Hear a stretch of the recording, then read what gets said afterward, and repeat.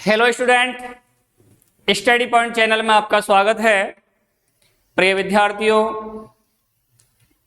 कक्षा 9th में अध्याय 5 जीवन की मौलिक इकाई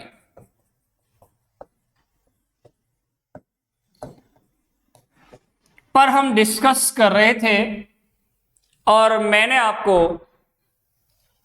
ER अंतर प्रद्रव्य जालिका के बारे में समझा दिया था, लिखवाया नहीं था। सबसे पहले मैं सभी बच्चों से ये कहना चाहता हूं, बेटा मैं किसी कार्य से बाहर चला गया था, इसलिए मेरा पिछला वीडियो आपको नहीं मिला। मेरी जो पिछली कक्षा थी उसमें आपको पिछले वाले दिन यानी कि लास्ट डे आपने मैथ और इंग्लिश को ही पढ़ा, साइंस का वीडियो आप तक नहीं पहुंच पाया। उसके लिए बड़ा मुझे खेद है कि मैं बाहर जाने के कारण आपको ये सेवा नहीं दे पाया। खैर कोई बात नहीं, अब आपके सामने मैं खुद हूं और आपको जो नेक्स्ट पिछला जो टॉपिक था आपका अंतर प्रद्रव्य जालिका यानी ER, उसे मैंने समझा दिया था। एक बार पुनः उससे बात मैं आपको रूबरू करवा देता हूं अंतर प्रद्रव्य जालिका के बारे में कि ये कोशिका झिल्ली के समान एक संरचना होती है। किसके समान? कोशिका झिल्ली के समान एक संरचना होती है। झिल्ली युक्त को नलिकाओं का एक समूह होता है। ये ER जो है या अंतर प्रद्रव्य जो जालिका होती हैं, ये झिल्ली युक्त संरचनाएं होती हैं। झिल्ली युक्त नलिकाओं का एक समूह है या ये कहेगा एक तंत्र है जो क्या करता है, या तो लंबी नलिका के रूप में या गोल या फिर आयताकार जो पुटिकाएं होती हैं उनकी तरह दिखाई देता है। ठीक है भाई। अच्छा, मैंने ये भी बता दिया था कि ये दो प्रकार की होती है। एक तो होती है RER खुरदरी अंतर प्रद्रव्य जालिका, एक होती है SER, ये होती है चिकनी अंतर प्रद्रव्य जालिका। ये जो RER होती है ये इस तरह से, इसके ऊपर क्या है, राइबोसोम पाए जाते हैं। राइबोसोम होने के कारण इसकी जो सतह है वो खुरदरी होती है।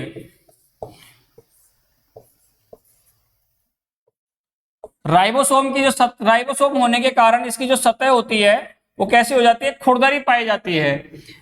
चिकनी अंतर प्रद्रव्य जालिका की सतह चिकनी होने के कारण वो चिकनी अंतर प्रद्रव्य जालिका के नाम से जानी जाती है। यहां मैंने बताया था कि आप यहां पर चूंकि राइबोसोम होते हैं और राइबोसोम होने के कारण ये प्रोटीन संश्लेषण का कार्य करते हैं, यहां प्रोटीन का निर्माण होता है। जबकि जो चिकनी अंतर प्रद्रव्य जालिका होती है ये लिपिड या वसा का निर्माण करते हैं। वसा या लिपिड का निर्माण किया जाता है। कहां? SER अंतर प्रद्रव्य जालिका यानी खुरदरी जो अंतर प्रद्रव्य जालिका होती है उसके अंतर्गत। तो आप इसके अंतर्गत अब लिख लीजिएगा। आपने हेडिंग तो डाल ही ली होगा, अंतर्द्रव्य जालिका, अंतर्द्रव्य जालिका, कोष्टक में लिखेंगे आप ER।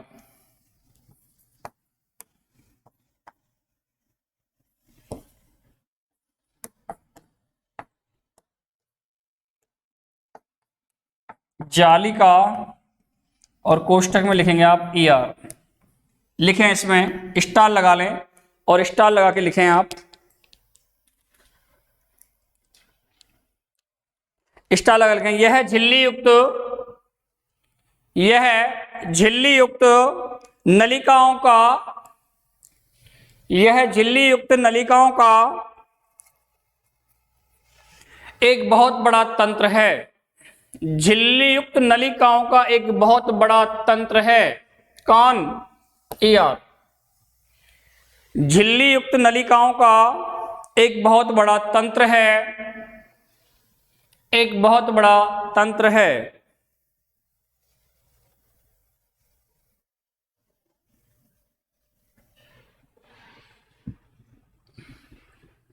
बहुत बड़ा तंत्र है। यह आगे लिखें इसी में, यह नलिका, यह लंबी नलिका, ऐसे लिखें, यह लंबी नलिका, यह लंबी नलिका अथवा गोल, यह लंबी नलिका अथवा गोल या आयताकार, यह लंबी नलिका अथवा गोल या आयताकार पुट्टिकाओं की तरह दिखाई देती है, या आयताकार पुट्टिकाओं की तरह दिखाई देती है, आयताकार पुट्टिकाओं की तरह दिखाई देती है, दिखाई देती है।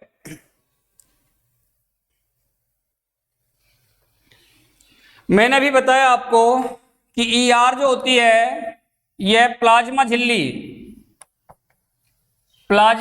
के समरूप होती है, प्लाज्मा झिल्ली के समरूप होती है। तो अगला स्टार लगा के लिखें ER यानी अंतर्द्रव्य जालिका, ER प्लाज्मा झिल्ली के समरूप होती है। अंतर्द्रव्य जालिका या ER की रचना, ER की रचना प्लाज्मा झिल्ली के समरूप होती है, प्लाज्मा झिल्ली के समरूप होती है। ER की रचना प्लाज्मा झिल्ली के समरूप होती है, प्लाज्मा झिल्ली के समरूप होती है।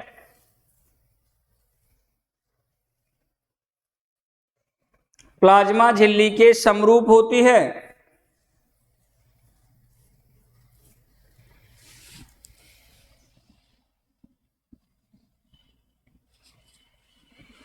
अगला स्टार लगा के लिखें ये कौन, अंतर्द्रव्य जालिका, ये दो प्रकार की होती हैं,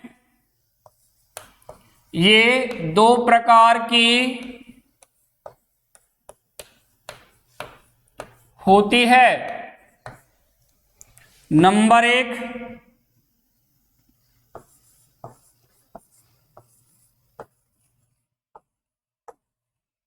खुरदरी,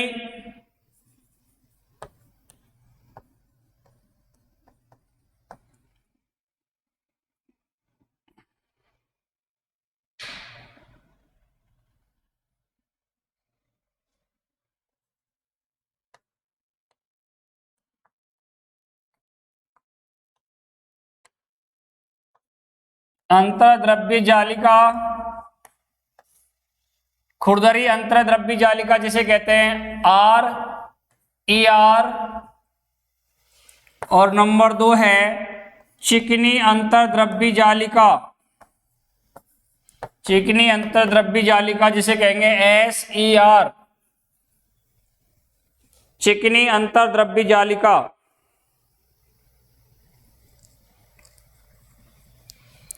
चिकनी अंतर्द्रव्य जालिका।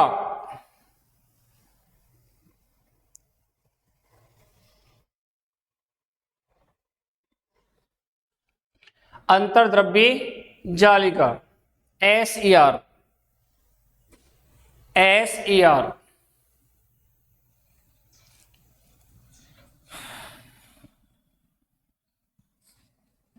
देखो बेटा, नीचे स्टार लगा के लिखेंगे आप, ये जो खुरदरी अंतर्द्रव्य जालिका है ना, जब इसे सूक्ष्मदर्शी से देखा जाता है, खुरदरी को यानी कि RER को, RER को जब आप सूक्ष्मदर्शी से देखेंगे तो सूक्ष्मदर्शी से जब इसे देखा जाता है तो यह खुरदरी महसूस होती है, या खुरदरी दिखाई देती है। उसका कारण होता है इसमें पाए जाने वाले राइबोसोम, राइबोसोम जो होते हैं ये इसकी सतह पर होते हैं, इसलिए ये खुरदरी महसूस होती है। इसी के कारण इसे खुरदरी अंतर्द्रव्य जालिका कहा जाता है। अब आप जानते हैं राइबोसोम यहां है, तो राइबोसोम क्या करता है, प्रोटीन का संश्लेषण करेगा, तो यही कारण है कि ये प्रोटीन संश्लेषण का कार्य करती है। तो आप इसमें स्टार लगाएं नीचे और स्टार लगाकर लिखें, स्टार लगावें और स्टार लगा के लिखें RER। जान गए अब आप RER को, तो खुरदरी अंतर्द्रव्य जालिका, चाहे आप लिख लो खुरदरी अंतर्द्रव्य जालिका।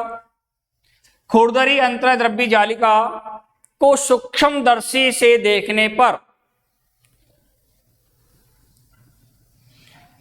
खुरदरी अंतर्द्रव्य जालिका को सूक्ष्मदर्शी से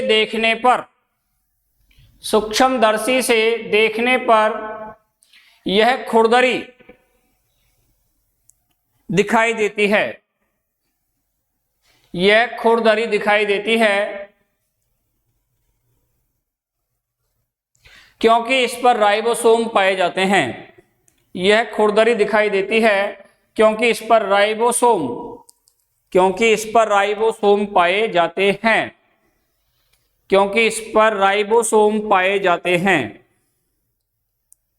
राइबोसोम पाए जाते हैं। अच्छा, क्या काम करेंगे यहां राइबोसोम, बताइए? प्रोटीन का संश्लेषण। इसमें क्या हुआ, इसका अर्थ क्या हुआ कि आर यानी खुरदरी अंतर्द्रव्य जालिका प्रोटीन संश्लेषण का कार्य करेगी। ठीक है, नीचे स्टार लगा के लिख लो, राइबोसोम पाए जाते हैं। नीचे लिखो ये राइबोसोम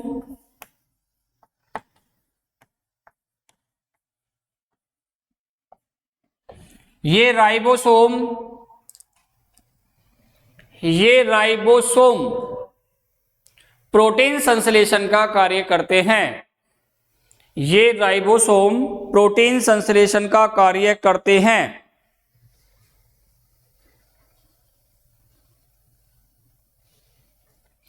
प्रोटीन संश्लेषण का कार्य करते हैं। प्रोटीन संश्लेषण का कार्य करते हैं। पुनः स्टार लगाएं आप नीचे। प्रोटीन संश्लेषण का कार्य करते हैं, लिख लिया। प्रोटीन संश्लेषण का कार्य कहां होगा, कौन सी अंतर्द्रव्य जालिका में होता है? आर ई आर में। खुरदरी अंतर्द्रव्य जालिका प्रोटीन संश्लेषण करती है। और चिकनी, जिसे एस ई आर कहते हैं, ये वसा के अणुओं के निर्माण में सहायक होती है। ठीक है, नीचे स्टार लगा के लिखें एस ई आर, जिसे चिकनी अंतर्द्रव्य जालिका कहते हैं। एस ई आर वसा या लिपिड के अणुओं,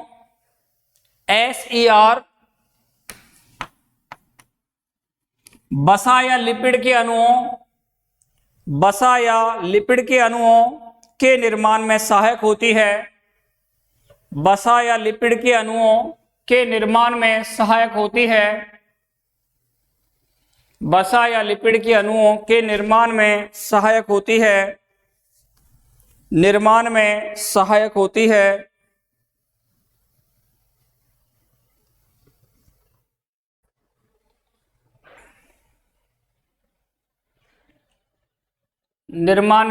होती है।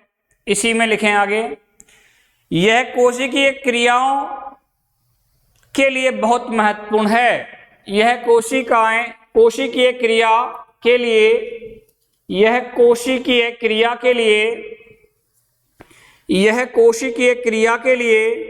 बहुत महत्वपूर्ण है।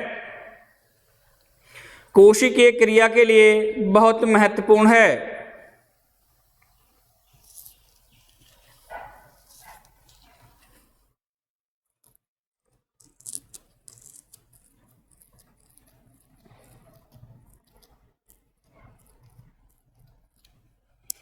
कोशिकीय क्रिया के लिए बहुत महत्वपूर्ण है। देखो बेटा, ER से बात कर रहे हैं हम अंतःप्रद्रव्य जालिका के बारे में, तो इसका जो महत्वपूर्ण कार्य है वो क्या होता है? कोशिका द्रव्य का जो क्षेत्र होता है, कोशिका द्रव्य का जो पूरा क्षेत्र है वो केंद्रक, इन सब में के लिए जो प्रोटीन का परिवहन होता है, इन सभी में जो प्रोटीन का परिवहन होता है उसमें ये नलिकाओं का कार्य करती है। यानी कि नलिकाओं के रूप में, परिवहन के लिए नलिका के रूप में कार्य करेगा। कौन? ER, अंतर्द्रव्य जालिका। तो आप लिखें इसमें नीचे स्टार लगाकर, ER का मुख्य कार्य है कोशिका द्रव्य। ER का मुख्य कार्य है कोशिका द्रव्य। ER का मुख्य कार्य है कोशिका द्रव्य के विभिन्न क्षेत्रों के मध्य, कोशिका द्रव्य के विभिन्न क्षेत्रों के मध्य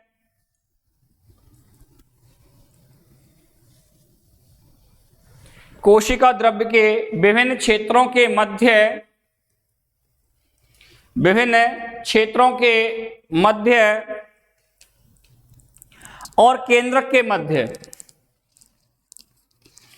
कोशिका क्षेत्र के विभिन्न क्षेत्र, कोशिका द्रव्य के विभिन्न क्षेत्रों के मध्य और केंद्रक के मध्य, और केंद्रक के मध्य प्रोटीन के परिवहन के लिए, प्रोटीन के परिवहन के लिए, केंद्रक के मध्य प्रोटीन के परिवहन के लिए नलिका के रूप में कार्य करना है। प्रोटीन के परिवहन के लिए नलिका के रूप में कार्य करना है, नलिका के रूप में कार्य करना है, नलिका के रूप में कार्य करना है, नलिका के रूप में कार्य करना है।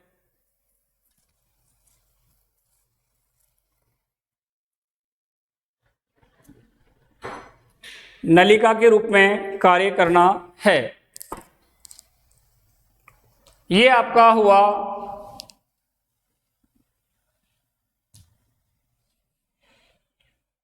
अंतःद्रव्य जालिका। इसके बाद अगला जो है आपका वो है गोल्जी काय। इसे गोल्जी उपकरण भी कहते हैं, गोल्जी उपकरण।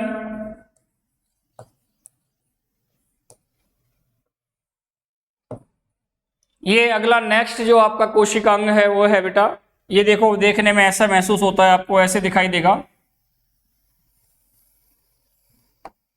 इस तरह से है इसकी संरचना, लगभग ऐसे ही दिखाया गया।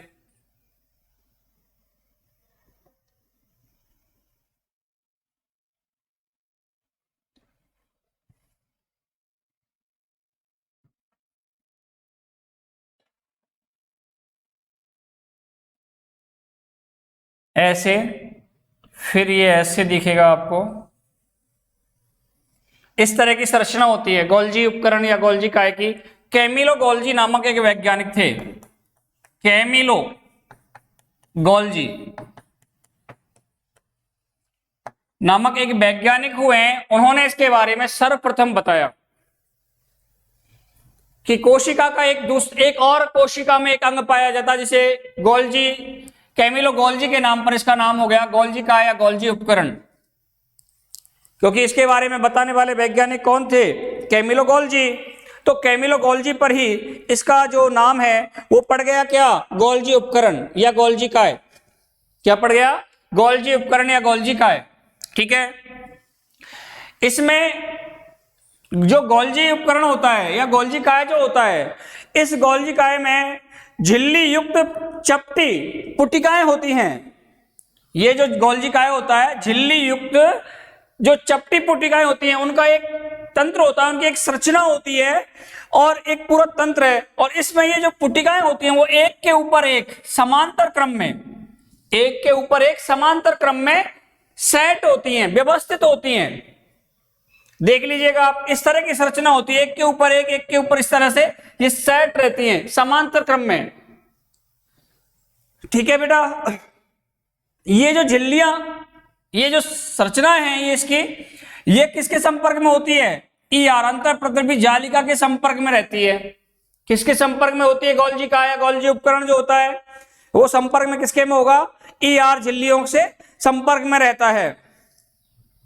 और जो ईआर में संश्लेषित पदार्थ हैं, जो ईआर में संश्लेषित पदार्थ थे, यानी कि जो भी पदार्थ आपने ईआर में बनाए थे, यानी कि अंतःप्रद्रव्य जालिका में बनाए थे, वो सारे के सारे कहां पर जाकर पैक हो जाते हैं? गोल्जी उपकरण में जाकर पैक कर दिए जाते हैं, पैक कर लिए जाते हैं। ठीक है, पुनः समझें आप गोल्जी उपकरण या गोल्जी काय के बारे में। कैमिलो गोल्जी नामक एक वैज्ञानिक हुए, उन्होंने कोशिका के अंतर्गत एक नए कोशिकांग को पहचाना, जिसका बाद में नाम कैमिलो गोल्जी के नाम पर ही गोल्जी काय या गोल्जी उपकरण रखा गया। ये कैसी संरचना होती है? गोल्जी उपकरण झिल्ली युक्त चपटी, झिल्ली युक्त यानी झिल्लियों से निर्मित चपटी जो पुटिकाएं होती है, उनका एक तंत्र है, चपटी पुटिकाओं का क्या है, एक तंत्र है, और इस तंत्र में एक दूसरे के ऊपर समांतर क्रम में ये पुटिकाएं सेट होती हैं, व्यवस्थित होती हैं, सजी हुई होती हैं। ठीक है, इन्हें क्या कहते हैं, कुंडिका। ये जो चपटी ये संरचना आपको नजर आ रही है, कुंडिका के नाम से जानी जाती है, कुंडिका, इन्हें कुंडिका कहा जाता है। ठीक है बेटा, ईआर के संपर्क में होती है गोल्जी काय या गोल्जी उपकरण, किसके संपर्क में होता है, ईआर के में। ईआर में जो भी संश्लेषण हुआ, जैसे प्रोटीन का, लिपिड का जो भी संश्लेषण हुआ था, वो सारे के सारे कहां पैक कर दिए जाते हैं, गोल्जी काय में पैक कर दिए जाते हैं। अब आप लिखें इसमें इसमें गोल्जी काय है, गोल्जी उपकरण के अंतर्गत। अपनी नोटबुक को खोल लें सभी बच्चे, अपनी नोटबुक खोलें और नोटबुक खोलकर इसमें थोड़ा सा लिखें। आप पॉइंट डालकर लिखने का आदत डालें, आप पॉइंट डालकर लिखना। कैमिलो गोल्जी नामक वैज्ञानिक ने, कैमिलो गोल्जी नामक वैज्ञानिक ने कोशिका में, कैमिलो गोल्जी नामक वैज्ञानिक ने कोशिका में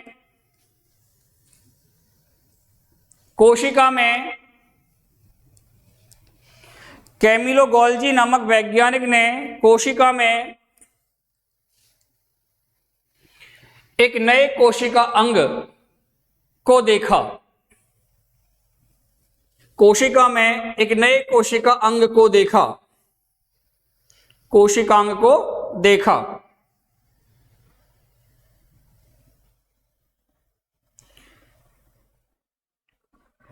एक नए कोशिका अंग को देखा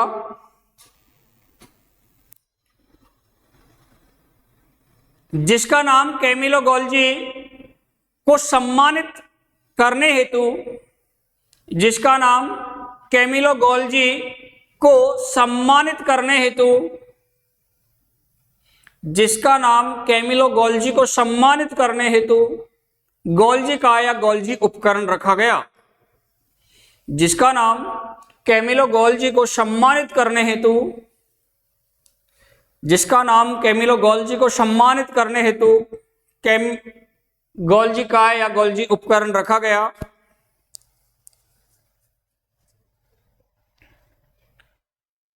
क्या लिखा आपने, गोल्जी काय या गोल्जी उपकरण रखा गया। नीचे स्टार लगाएं आप और स्टार लगा के लिखें गोल्जी उपकरण झिल्ली युक्त, गोल्जी उपकरण,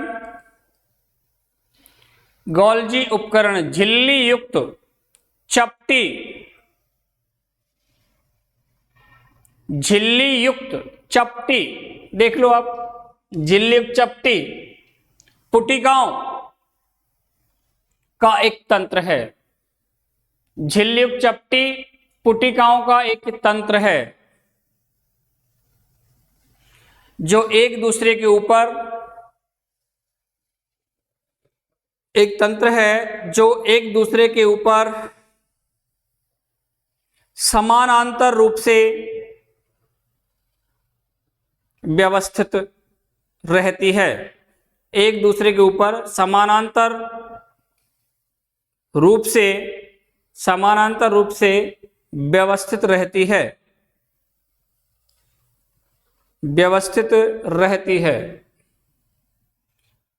व्यवस्थित रहती है, जिन्हें कुंडिका, मैंने बोर्ड पे लिख रखा है, जिन्हें कुंडिका कहते हैं, जिन्हें कुंडिका, बोर्ड पे लिख दिया है मैंने, जिन्हें कुंडिका कहते हैं,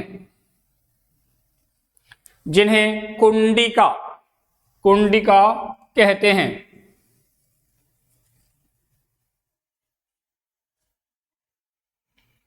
पुनः नीचे स्टार लगाएं। किसके संपर्क में होती हैं ये झिल्लियां, ये जो झिल्लियां आप देख रहे हो ये किसके संपर्क में है, ईआर के संपर्क में होती हैं।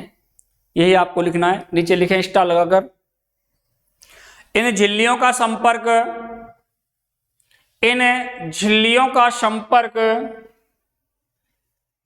ईआर से होता है। इन झिल्लियों का संपर्क ईआर झिल्लियों से होता है, ईआर झिल्लियों से। इन झिल्लियों का संपर्क ER झिल्लियों से होता है, इन झिल्लियों का संपर्क ER झिल्लियों से होता है।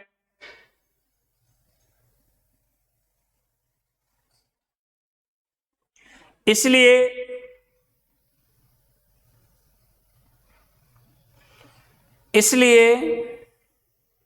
जटिल कोशिकीय झिल्ली तंत्र के इसलिए ये जटिल कोशिकीय झिल्ली तंत्र के जटिल कोशिकीय झिल्ली तंत्र के दूसरे भाग को बनाती हैं। इसलिए ये जटिल कोशिकीय झिल्ली तंत्र के दूसरे भाग को बनाती हैं।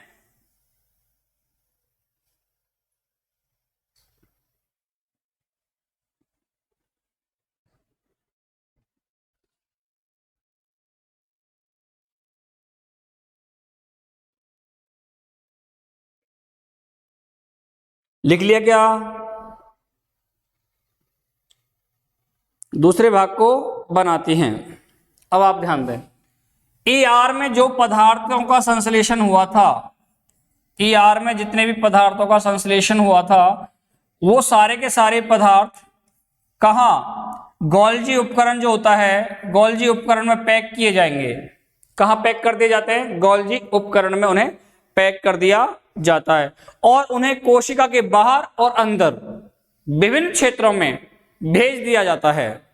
कोशिका के अंदर और कोशिका के बाहर, कोशिका के अंदर और बाहर विभिन्न क्षेत्रों में भेजा जाएगा उन संश्लेषित पदार्थों को जो ER में जिनका संश्लेषण हुआ था, प्रोटीन और वसा या अन्य जो भी पदार्थ जिनका संश्लेषण कहाँ हुआ था, ER में हुआ था, उन सभी पदार्थों को क्या किया जाएगा, कोशिका के अंदर और बाहर भेज दिया जाएगा विभिन्न क्षेत्रों में। किसके माध्यम से? गोल्जी उपकरण के माध्यम से। यानी गोल्जी काय में उन्हें पैक कर लिया जाएगा और पैक करके कोशिका के विभिन्न क्षेत्रों में, कोशिका के बाहर और अंदर विभिन्न जो क्षेत्र हैं उनमें भेजा जाता है।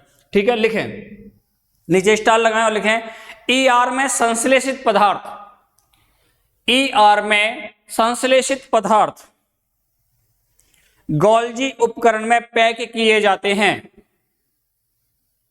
ER में संश्लेषित पदार्थ गोल्जी उपकरण में पैक किए जाते हैं, पैक किए जाते हैं और उन्हें पैक किए जाते हैं और उन्हें कोशिका के बाहर तथा अंदर, और उन्हें कोशिका के बाहर तथा अंदर, कोशिका के बाहर तथा अंदर विभिन्न क्षेत्रों में भेज दिया जाता है। कोशिका के बाहर तथा अंदर विभिन्न क्षेत्रों में भेज दिया जाता है। कोशिका के बाहर तथा अंदर विभिन्न क्षेत्रों में भेज दिया जाता है।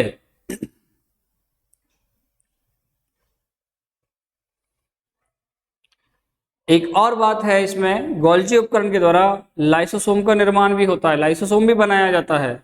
ये इसका जो लास्ट नेक्स्ट टॉपिक होगा वो यही होगा, इसमें पॉइंट डाल के लिखें।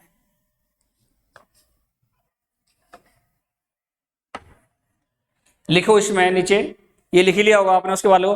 गोल्जी उपकरण के द्वारा लाइसोसोम का निर्माण होता है।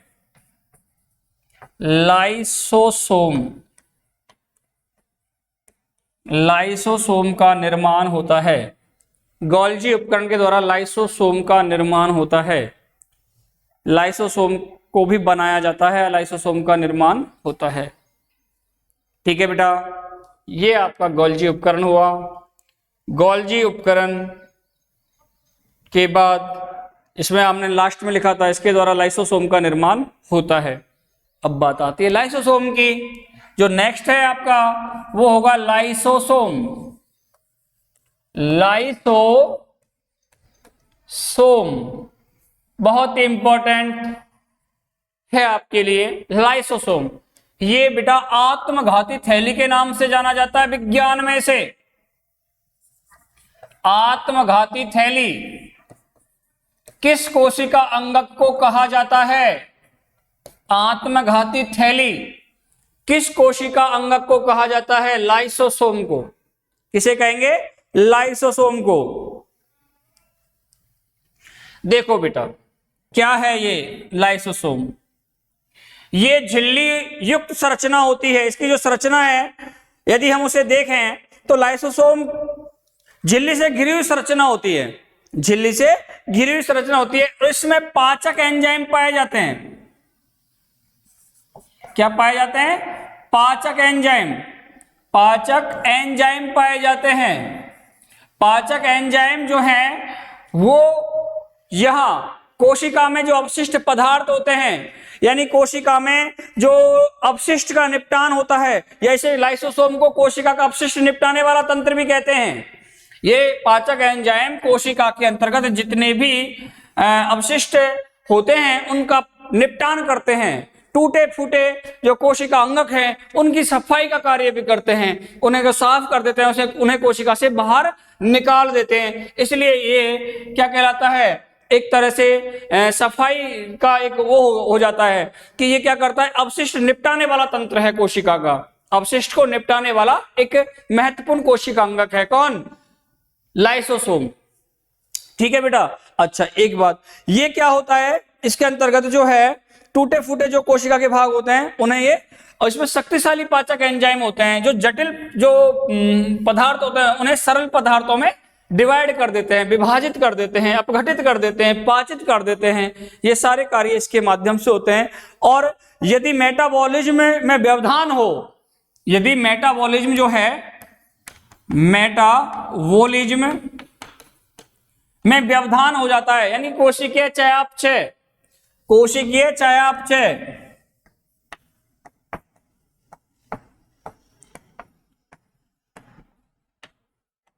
में व्यवधान होता है, तो ये क्या करते हैं? कोशिकीय अपचय उस समय मृत कोशिकाएं जो होती हैं, या जो कोशिकाएं मृत हो जाती है, क्षतिग्रस्त हो जाती हैं, तो लाइसोसोम जो होता है वो इसके जो एंजाइम होते हैं वो अपनी ही कोशिका को पचा डालते हैं, अपनी ही कोशिका को नष्ट कर देते हैं, अपनी कोशिका को खत्म कर देते हैं। इसलिए इसे आत्मघाती थैली के नाम से जाना जाता है। ठीक है भाई, ये हुआ तुम्हारा लाइसोसोम। तो आप पहले हेडिंग डालें लाइसोसोम मोटे मोटे अक्षरों में, और अंडरलाइन करें और तीर का निशान लगाकर लिखें उसमें। इस तरह से आप हेडिंग डालें लाइसोसोम, तीर का निशान लगा लीजिएगा।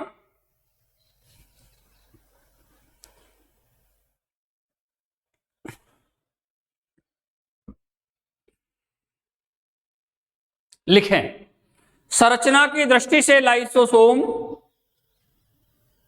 संरचना की दृष्टि से लाइसोसोम, संरचना की दृष्टि से लाइसोसोम झिल्ली से घिरी हुई संरचना होती है। संरचना की दृष्टि से लाइसोसोम झिल्ली से घिरी हुई संरचना होती है जिसमें पाचक एंजाइम होते हैं। झिल्ली से घिरी हुई संरचना होती है, झिल्ली से घिरी हुई संरचना होती है जिसमें पाचक एंजाइम होते हैं। झिल्ली से घिरी हुई संरचना होती है जिसमें पाचक एंजाइम होते हैं, जिसमें पाचक एंजाइम होते हैं, जिसमें पाचक एंजाइम होते हैं। देखिए, RER ये खुरदरी अंतःप्रद्रव्य जालिका होती है। ये क्या करती है? जो पाचक एंजाइम होते हैं उन पाचक एंजाइमों का निर्माण करती है। खुरदरी अंतःप्रद्रव्य जालिका। लाइसोसोम में पाचक एंजाइम होते हैं। ये जो पाचक एंजाइम होते हैं वो खुरदरी अंतःप्रद्रव्य जालिका के द्वारा निर्मित होते हैं, उनके द्वारा बने होते हैं। तो लिखो आप RER इन पाचक एंजाइमों को बनाती है। RER इन पाचक एंजाइमों को बनाती है। इन पाचक एंजाइमों को बनाती है। इन पाचक एंजाइमों को बनाती है।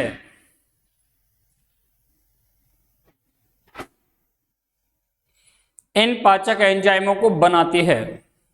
नीचे स्टार लगाएं और स्टार लगा के लिखें। नीचे स्टार लगाएं और स्टार लगा के लिखें। टोपी बार बार यार कितनी है। लिखें लाइसोसोम कोशिका का अपशिष्ट निपटाने, अपशिष्ट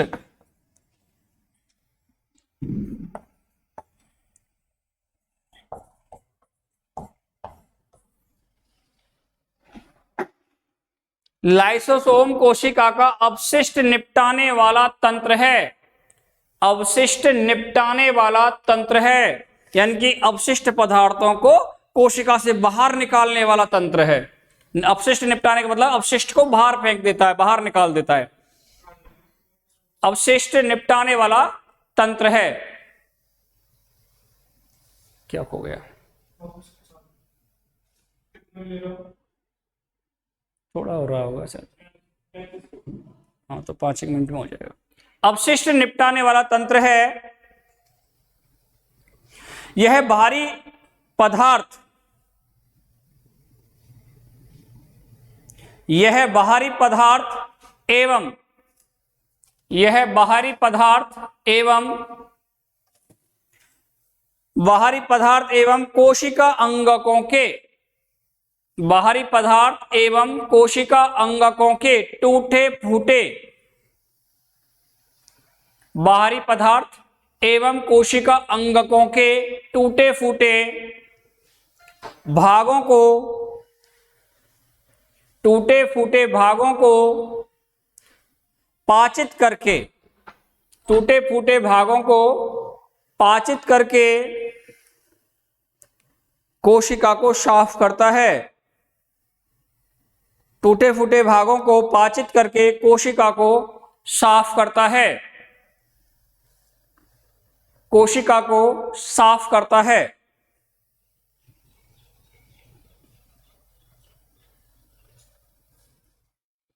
कोशिका को साफ करता है। और महत्वपूर्ण कार्य क्या होता है, मैंने बताया था आपको, लाइसोसोम में शक्तिशाली पाचक एंजाइम होते हैं जो जटिल पदार्थों को सरल पदार्थों में वियोजित कर देते हैं, तोड़ देते हैं, पाचित कर देते हैं। लिखें आप, स्टार लगाएं नीचे और स्टार लगा के लिखें, लाइसोसोम में बहुत शक्तिशाली पाचक एंजाइम पाए जाते हैं, लाइसोसोम में बहुत शक्तिशाली पाचक एंजाइम पाए जाते हैं, पाचक एंजाइम पाए जाते हैं, बहुत शक्तिशाली पाचक एंजाइम पाए जाते हैं जो जटिल पदार्थों को सरल पदार्थों में तोड़ते हैं, तोड़ देते हैं, जो जटिल पदार्थों को सरल पदार्थों में तोड़ देते हैं।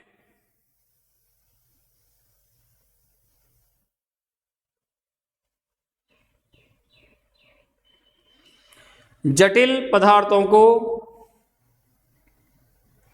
सरल पदार्थों में तोड़ देते हैं। अभी मैंने बताया था कि कोशिकीय जो चयापचय होता है, कोशिकीय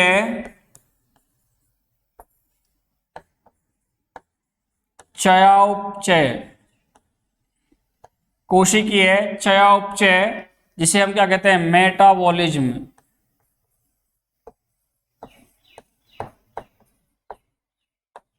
जिसे क्या कहते हैं, मेटाबॉलिज्म। मेटाबॉलिज्म में यदि व्यवधान होता है, मेटाबॉलिज्म या कोशिकीय चयापचय में व्यवधान जब होता है तो व्यवधान के कारण ये क्या होता है, कोशिकाएं क्षतिग्रस्त हो जाती हैं या मृत हो जाती हैं, कोशिकाएं क्षतिग्रस्त हो जाएगी या मृत हो जाती हैं। तो क्या करते हैं, क्या होता है उस कंडीशन में, लाइसोसोम फट जाएगा। कोशिका कब, जब कोशिकीय चयापचय या मेटाबॉलिज्म में व्यवधान होगा तो व्यवधान के कारण कोशिका फट जाए, कोशिका जो होती है वो क्षतिग्रस्त हो जाएगी या मृत हो जाती है। उस कंडीशन में लाइसोसोम फट जाएगा और लाइसोसोम जब फट जाता है तो लाइसोसोम के फट जाने से एंजाइम अपनी कोशिकाओं को ही पाचित कर देते हैं। जब एंजाइम अपनी कोशिकाओं को पाचित करेंगे तो यह क्रिया कहलाती है आत्मघाती थैली, आत्मघाती थैली। ठीक है भैया, लिखें आप, को स्टार लगा के लिखें, कोशिकीय चयापचय, कोष्टक में मेटाबॉलिज्म लिख लेना, कोशिकीय चयापचय, कोष्टक में मेटाबॉलिज्म में व्यवधान के कारण, कोशिकीय चयापचय कोष्टक में मेटाबॉलिज्म में व्यवधान के कारण, में व्यवधान के कारण जब कोशिका क्षतिग्रस्त या मृत हो जाती है, व्यवधान के कारण जब कोशिका क्षतिग्रस्त या मृत हो जाती है, जब कोशिका क्षतिग्रस्त या मृत हो जाती है तो लाइसोसोम फट जाता है,